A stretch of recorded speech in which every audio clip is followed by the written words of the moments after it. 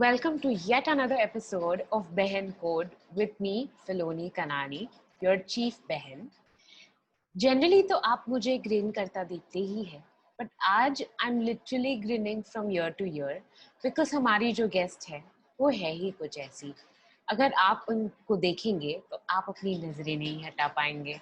उनकी बातें सुनेंगे तो कहेंगे माशाल्लाह क्या बात करती है.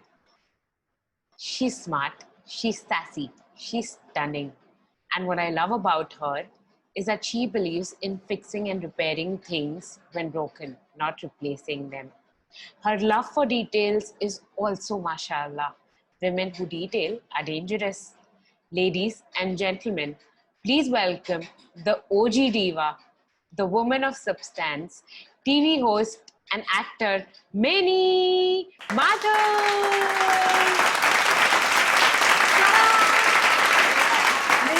Welcome so very much on Behen Code. Thank you so much. I have to say that what I loved, the first thing I heard about you, I love the name Behen Code. I think it's so sassy and that got my attention. And then, of course, we chatted on Insta and then I learned of all the wonderful things you do and your fantastic channels. So here I am. So, Minnie, now that you're here, I have to share with you what happened after you said a yes. I wanted you to be on the show so badly that I was literally telling all my followers that, please tweet to her that aa jao aap, please message her, please tag her in your stories and tell her to be on Behen Code and all of that. And finally, you saw me, After that, what happened is that मेरी सारी दोस्तियां टूट गई है and मेरा rent भी ऊपर जा सकता है because all my friends wanted to be here. The auntie जिनका घर मैंने rent पे लिया है, she wanted to be here. Like literally, my mom wanted to be here. Like imagine an audience behind who is waving at you continuously and distracting you. You are just too kind, too kind. Let's hope real. We can send a special message out to the auntie with the rent and also your mom and everyone who's so nice enough to say wonderful things about me. There's nothing better for an artist or, to be appreciated and liked. And I truly thank everyone who said such wonderful things about me to you, honestly. And before we dive into that conversation, I think it's very important for me to mention this point. Generally, how it works is that I send out a conversation flow to all my guests. And I offered to do the same for you. And you know what? You were like, you know what, Filoni, don't send me the conversation flow. Surprise me. And I'm like, wow, this is amazing. But the downside is कि मैं पिट भी सकती हूँ. Filoni, मैं आपको पीटूंगी नहीं. Let me just tell you where it's coming from. Okay. It's coming from the fact that I've spent 22 years as a TV host where I have worked so hard on the questions that it feels so good to not be part of any questions and just be part of the answers. That's why I said I don't want to know anything. I'm game for anything. Ask me whatever you want. Just don't tell me what you want, what you're going to ask me. Awesome. Because also I believe that spontaneity is the best and let this just be a free-flowing chat between you and me and we'll take it from there. Awesome. I love the sound of that. So, जो मेरा first question होता है वो generally बहुत ही standard type का होता है. कोई भी महान आत्मा मुझे हाँ बोलती है and this is the first question that I have to ask them always is that आपने मुझे हाँ क्यों बोला? मतलब मेरे दोस्त तो ये सोचते हैं कि हाँ इसको हाँ क्यों बोला होगा यार? And मेरे दुश्मन ये सोचते हैं इसको क्यों हाँ बोला? So, what's your reason? Why did you say a yes to me? मैंने हाँ इसलिए बोला क्योंकि आपके रिस्पॉन्स में एक बहुत ही स्वीट सिंसेरिटी थी और एक बहुत ही I could see the bubbling enthusiasm in what you do. I went and secretly also because I love the name, I went and stalked your handle and I said, okay, this girl does good work. I haven't seen any of your shows, of course, but for me, anything, the fact that you've appreciated my posts and you resonate with it, और आपको वो सब चीजें अच्छी लगती है जो मैं कहना चाहती हूँ, इससे बड़ा, इससे बड़ा gift क्या हो सकता है मेरे लिए? So of course मैंने आपको इसलिए हाँ किया और आपका नाम बहुत unusual है, Filoni. It's such a, I wanted to meet you. Thank you. That's so nice of you. So Minnie, I come from a place where I was at zero, and I was going through the storm and I decided that, if I get through this, I'm definitely going to do something that helps other women. And now that I started this, my parents are really invested in this. They're not very tech savvy. They don't really understand how YouTube works, but they are very invested. They keep on asking me, "Kitne followers hue?" I've told them I need 1,000 followers, and they are like, "Kitne hue?" And I'm like, "Papa, aaj 100 hue, aaj 110 hue." So that way they're very invested. And even when I took up my first content writing role, they were not very sure of what and how it works. It's not a real job for them, right? For them, real jobs are, engineering, doctor, accountancy, ye sare. So, and this is 2020. But then, how was it with you like 22 years ago? Talking about now, I remember when I started my career in advertising, after getting an MBA degree, my parents used to tell their friends, she's in advertising. They said, हाँ वो सब तो ठीक है, पर काम क्या करती है? Exactly So what I wanted this to. is a valid, legit job, Exactly. So I completely understand where you're coming from. How did VJing happen for you?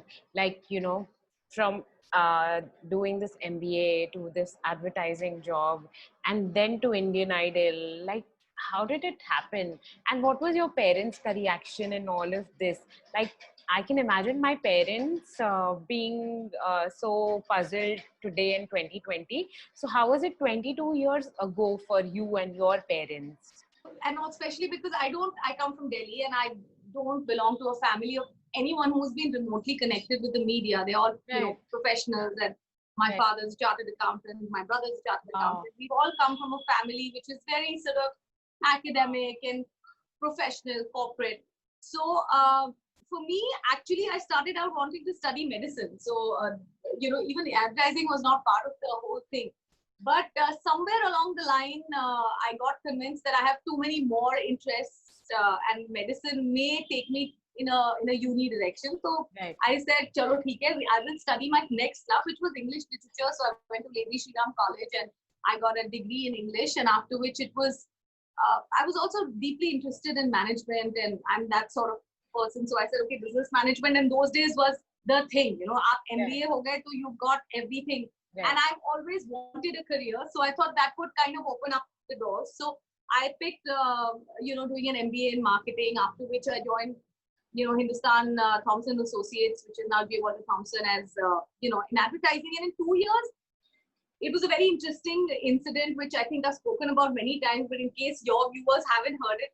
So I was working one weekend, and our agency was pitching for the Ray-Ban campaign. And the model didn't show up or something, and they just came out and said, "Minnie, can you just wear this jacket and these Ray-Bans and pose for us?" I was like, "Oh, okay, I'm doing nothing." I sat there and I very unwillingly posed for that photograph, and we got the campaign, and the client insisted that take the same model, and they were like, "No, she's not a model. She was just doing a pitch." So, no, that girl is fine. Just take her. So I did that campaign, and that got me a lot more sort of modeling campaigns. So at that point was fun. And my mom used to come with me to all those campaigns saying, big bad world of modeling. And, so I got suddenly a lot of big brands like, L'Oreal shampoo and Ultra Do, and a lot of campaigns I did while I was in Delhi. And all the time it was all kosher. My mom would come with me like, Mummy Ji is coming in. But later, I think when Tolmol Ke Bol, there was the first game show, I don't know if you remember, when ZTV had just launched, and the producer called me and said, "We've heard wonderful things about you. Come and test for us." And that time my dad said, "Boss, ye TV and all this, I don't understand. And what if you've done an MBA for?" And my mom actually stood up for me and said, "You know what? I think we should have faith and trust in the girl we've raised, and she's not going to, take the wrong path. And just, if she has talent, why would you not let her explore it?" And I thought that was quite amazing. And that's how Tolmol Ke Bol happened. And I told the agency, I'm going to come right back. Because Tolmol Ke Bol required me to travel all over India, and, participate in the game show was a traveling one. And I made them promise that they would give me my job back when I came back. And it's just still waiting for me somehow. I kept doing shows. At that time, Filoni, a lot of good television was happening out of Delhi. India's, when we did India's first travel show, Namaste India, Indian Holiday, I was part of that. A couple of really good shows. I did Hit Hit Hooray, I did Khoobsurat, Yes. which was India's first beauty show. So, Right. you know, one thing led to the other, and I never really had to stop and think कि मैं क्या कर रही हूँ या मैं कहाँ जा रही हूँ. And I just fell in love with the camera, and I Right. fell in love with the art of hosting and asking questions and talking to people. Right. And I know there must be another question you want to put in the middle, but since I'm taking you through my journey, No, I that's might fine. reach Yeah. quickly the point, and then you can Huh. ask me anything Yes. you want. Done. And then, of course, after doing so many shows, I got a call from, and in the middle, I also, of course, met Kabir and had just got married when I got a call from MTV as, you know, to join them at the VJ Hunt. And I remember saying, oh my God, Bombay now, you know, how do I move to Bombay? I've just got married and I've had this, you know, made this beautiful house. And I remember my mother-in-law sitting with, telling me, you know, who gives up a job at MTV? Which TV host is going to say, no, are you mad? You must go. And I was like, what kind of a mom-in-law is this? She's literally telling me to, you know, go fly. And I did. And I came to Bombay and I got the job, and then 5 years at MTV. And then, you know, slowly my family moved to Bombay as well. And, you know, Kabir started making films, and then I had babies. And somehow it's been 25 years in the business. And what I've managed to do is kind of take a lot of breaks to live life and do what I had to do. Right. And still, you know, kind of doing the quality work. In fact, Indian Idol happened to me after my son was born. It was just 6 months when I got offered Indian Idol. Now I'll let you ask the question, otherwise. No, I don't have any particular order in which I want to ask the questions, but I'm stuck on two things here. The first thing is that I remember reading this caption on your Instagram post for Mother's Day where you put up a picture with your mom-in-law, and you said how you do not ever use the suffixes in-law for her, and that what you just shared kind of only validates that fact that, you know, who leaves the job at MTV. And so that is brilliant, you know. That was amazing. And another thing that I'm stuck on is the fact that you mentioned that when you left Delhi for, you know, work in Bombay, you told them that, you know, when I return, I want my job back and only then I will go, right? So did you ever face imposter syndrome? आपको कभी ऐसा लगा I don't believe ये जो हो रहा है luck by chance हो रहा है, and you know one day I'll have to go back. So was that imposter syndrome ever there? All the time. All the time. Especially because I did not plan a career in television hosting. That was not my life's biggest ambition. Right. You know, it is just that I got better and better at the job, and obviously some amount of natural flair and affinity, you know, worked its way. But at some point, even till date, I feel, okay, I will get back to my real job at some point of time. And that's also because I've had so much fun and I've had such a great sort of healthy career that I really look at it like I'm getting paid to do this. Like, really, this is amazing, and I enjoy that, you know. I know, right? I felt the same way. Like, I was a CA final candidate. I failed CA finals for 9 times. And then I took up this writing job, which would pay me 25 times the stipend that I was earning as a CA candidate, right? And I was like, wow, ये काम तो मैं free में भी कर लूँ. इसके लिए मुझे writing के लिए कोई पैसे दे रहा है, ये तो सही है यार. And you know what happened is that, like, when you said yes, I was like, wow, she's going to be on the show. But I was slightly intimidated. And my friend, like, legit called me. He's like, you know what? Don't get intimidated. Just be yourself. And, you know, you will be through. So, आपके साथ कभी ऐसा हुआ कि you were intimidated by some big personality that you were supposed to interview? आपने question खुद ही answer कर दिया. The trick is to be who you are, and you know, not the moment you're pretending. जब आप कोई pretension करते हो, you pretend to be somebody you're not. The audience is not stupid. They can easily make out if you're pretending to be somebody you're not. So the trick is to stay yourself. And because I had, you know, I truly believe in education. I truly believe that life experience contributes to who you are. So the fact that I've gone to college, the fact that I did my MBA, the fact that I put in 2 years behind the camera, right, all of that gave me a certain sense of confidence and a certain sense of self-esteem. Right. That and I was not sold to the job. You know, it wasn't like, oh my God, I so desperately want to be there. Right. And that, I think, really worked in my favor. I think, and MTV gave me the opportunity, like just the Right. way, Indian Holiday gave me an opportunity to travel the world. MTV gave me the opportunity to interview people from Mr. Bachchan to, Amir Khan to Shah Rukh to, Deep Purple, Richard Gere. I mean, I have interviewed the biggest bands in the world. Right. And the only person who I think I completely shat before an interview was Mr. Bachchan.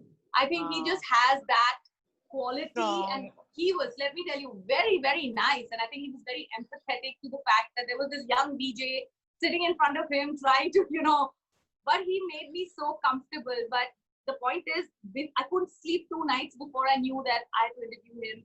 And I think because he's such a sharp man, and I knew that he will not let any stupid questions slip. That was the only time I think I felt nervous in my life. Otherwise, no, I have enjoyed every interaction, and मुझे लगता है कि a good host should be able to speak to the biggest star and should be able to speak to a rickshaw wala on the road with the same compassion and the same love and the same understanding. Right. You can straddle the two universes, and I think I enjoy. It doesn't matter to me whether they are stars or whether they are friends, which is why I never felt intimidated, despite the fact that now my husband makes big films and I hang with them all the time. Right. They're just people, I mean, so I think आपको हर तरह के लोगों से बात करनी आनी चाहिए और आपको genuinely interested होना चाहिए उनसे बात करने में. Right. Exactly. Wow, I love that. I'm going to actually rewind this part and kind of rewatch it, and I'm going to remember it because it's going to help me so much. Now that I have this podcast, Minnie, the opportunity cost of me pursuing this podcast is that I'm not going to take up any other jobs for the next 6 months, right? And I'm going to totally invest myself into this. So when I'm taking this big a risk, the chances of me getting through are equally big, and the chances of me failing are equally big, right? The bigger the risk, the bigger the reward, or the bigger the failure, right? And now with Sushant's case that has happened, and even otherwise, I am a firm believer that we should really normalize the conversation around failure, and we should sort of embrace failures and celebrate them, because if I had not failed where I was supposed to and destined to, I wouldn't be sitting here in front of you asking you these questions, right? So yeah, I mean, I wanted to know if you have ever failed. All the time, Filoni, failure is it's a part of it. If you're not ready to fail, what are you even doing? I mean, every time you start on an interview, you are not sure the way it's going to go. Exactly. It could dip south any minute, and it has happened to me. Sometimes I have lost suddenly my focus, and I have that fear, and especially when you're doing live, when you're doing a live event on stage or with like thousands watching. For a TV host or a host of any kind, you have to have all your focus, all your energy, everything encapsulated in that very moment. You can't let any sense slip. Yes. So it has happened so many times that I have known. Now the client may be happy, or the channel might be okay, but I know when I haven't done my best. Right. Okay, everybody knows कि ये interview और अच्छा हो सकता था, So a lot of places. I mean, I can't recall one big failure which has let me feel like I wasn't worth it, because I've always seen what goes up must come down, and nothing can stay down. It has to go up. That is the rule I follow, and that's why I don't take success so seriously. And therefore, when I fail, I don't take that seriously also, because that's all part of the game. How can you take yourself so seriously? I mean, what's going to happen when you lose that relevance, or you're not popular anymore, or your show is not working? And as far as you are concerned, how would you ever know you're good at this till you gave it a shot? And you don't want to die, especially with the kind of world we live in right now, where you don't know whether there will be a tomorrow. It's best that you do whatever.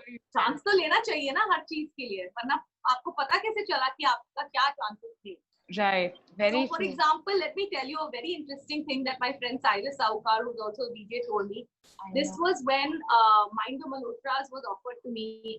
That was my first real acting OTT. job, and so many years people have asked me, "आप acting क्यों नहीं करते? आप acting क्यों नहीं करते? आप TV serials क्यों नहीं करते?" Now I have been offered TV serials by the dozens because मेरी हिंदी बहुत साफ है. और जब मैं Indian Idol कर रही थी, उसके पहले से I got offered all kinds of TV shows. I said, but I'm not in the business to be a general TV star और मैं famous हो जाऊँ बस. ये भी कर लूँ, वो भी कर लूँ, ये भी कर लूँ, मैं famous. I'm not interested. I love television hosting. I love live hosting. I want to build on that. I want to work on that. Now, when you achieve a certain status in a certain field and somebody asks you to be an actor. Now, as an actor, I had to start from scratch. I'm nobody. I could be Mini Mathur in the field of TV hosting, but as an actor, I'm zero, right?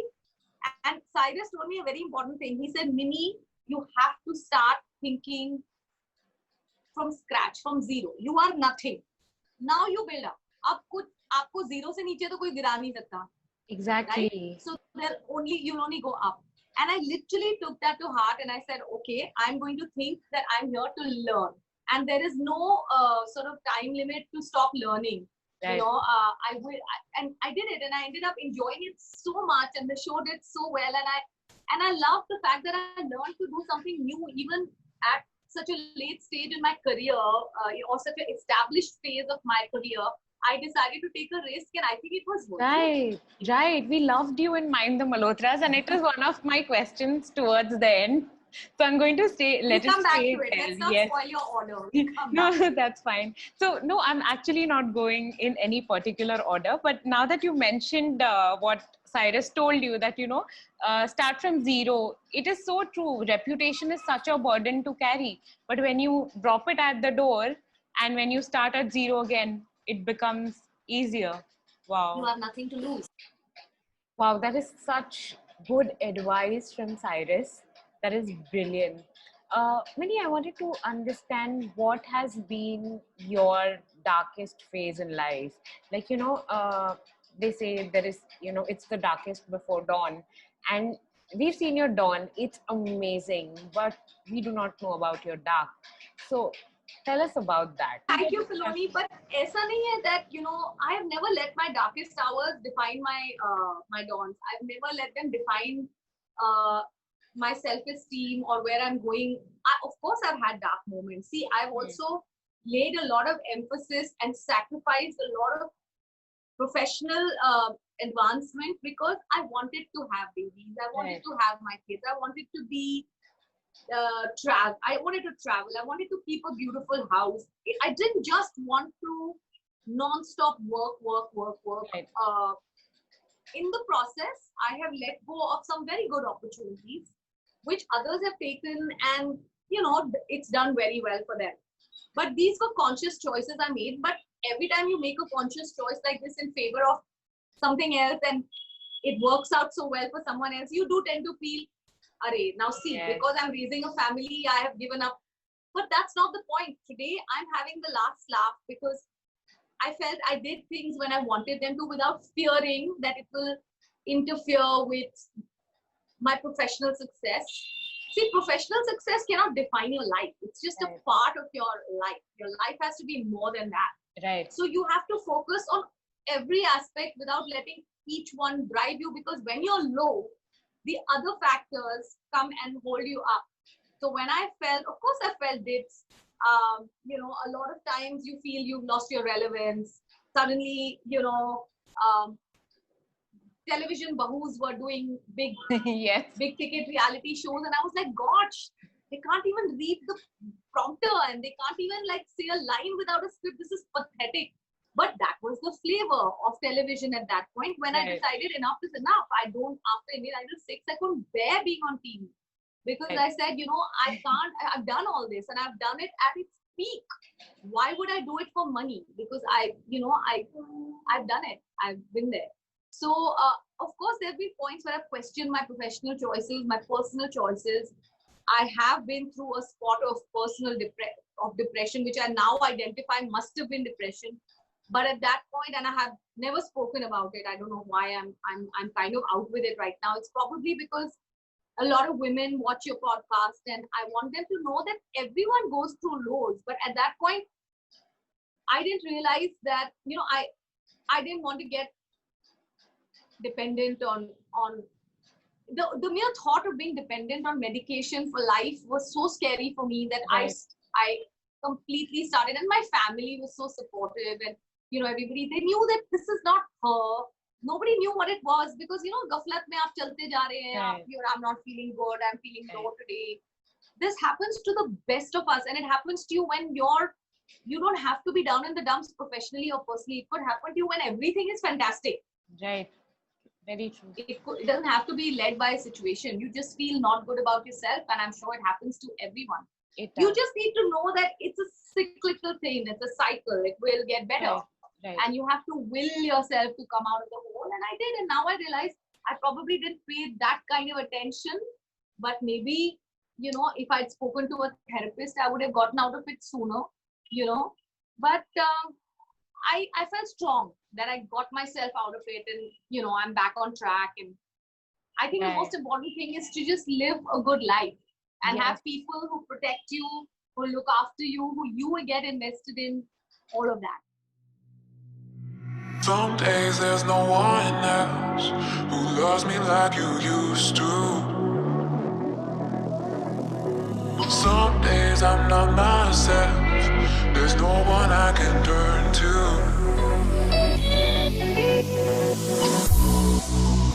All the feelings that we shared are in the past. Your relationships are never meant to last.